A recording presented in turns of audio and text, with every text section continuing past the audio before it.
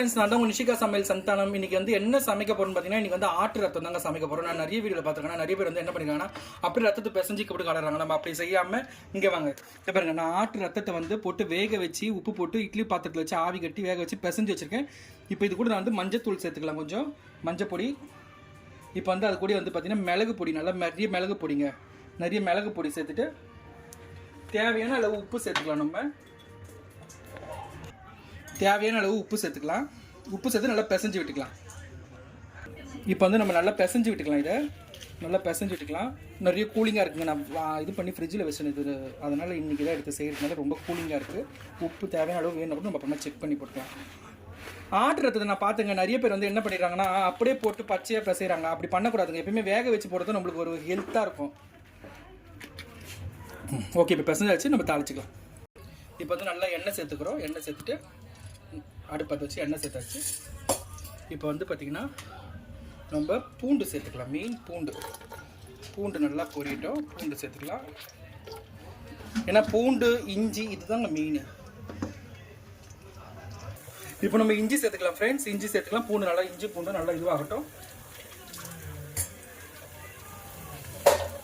இப்போ நம்ம நல்லா கலந்து விட்டுக்கலாம். பூண்டும் இஞ்சி இது சேர்த்துக்கலாம். நல்லா கலந்து விட்டுக்கலாம். நல்லா ப்ரௌனாக ஆகணுங்க, சரிங்களா? இந்த ஸ்டேஜ் நம்ம பச்சை மிளகாய் சேர்த்துக்கலாம். நல்லா பச்சை மிளகாய் போட்டு நல்லா கலந்து விட்டுக்கலாம் ப்ரௌனிஷாக. இப்போ வந்து நம்ம வெங்காயத்தை சேர்த்துக்கலாம். வெங்காயம் நல்லா ப்ரௌன் ஆகிற அளவுக்கு வெங்காயம் சேர்த்துக்கலாம். வெங்காயத்தை சேர்த்து நல்லா ஒரு வருஷம் நல்லா கலரி விட்டுக்கலாம். இந்த வெங்காயம் இஞ்சி இதெல்லாம் நல்லா ப்ரௌன் ஆகிற அளவுக்கு நம்ம வந்து ரத்தத்துக்கு கொஞ்சமாக தான் உப்பு சேர்த்துருக்கோம். அதனால் இப்போ நம்ம இங்கே கொஞ்சம் உப்பு சேர்த்துக்கலாம். அப்புறம் நம்ம டேஸ்ட் பார்த்துட்டு உப்பு வேணும் சேர்த்துக்கலாம். சரிங்க, தேவையான உப்பு சேர்த்துக்கலாம். நல்லா ஒரு வதக்கி விட்டுக்கலாம். நல்லா வதக்கி விட்டுட்ட பிறகு நம்ம ரத்தத்தை சேர்த்துக்கலாம். இப்போ வந்து நம்ம ரத்தம் சேர்த்துக்கலாம். நம்ம ரத்தத்தெல்லாம் நல்லா சேர்த்துக்கலாம். எல்லா ரத்தத்தையும் நல்லா சேர்த்துட்டு நல்லா கலரி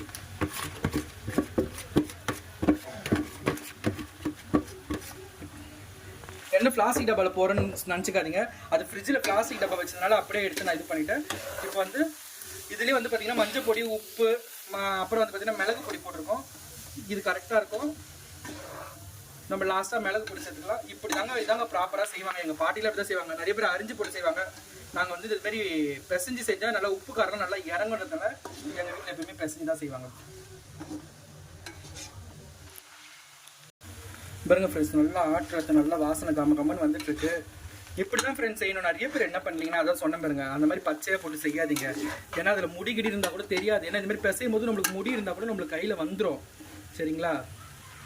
நாங்கள் இப்படி தான் எங்கள் பாட்டி செய்வாங்க. அந்த ஸ்டைலை நான் உங்களுக்கு செஞ்சு காமிக்கிறேன், சரிங்களா? இப்போ கொஞ்ச நேரம் மூடி வைக்கலாம். நல்லா வேகட்டும். நல்லா பச்சை வாசனை போகிற அளவுக்கு.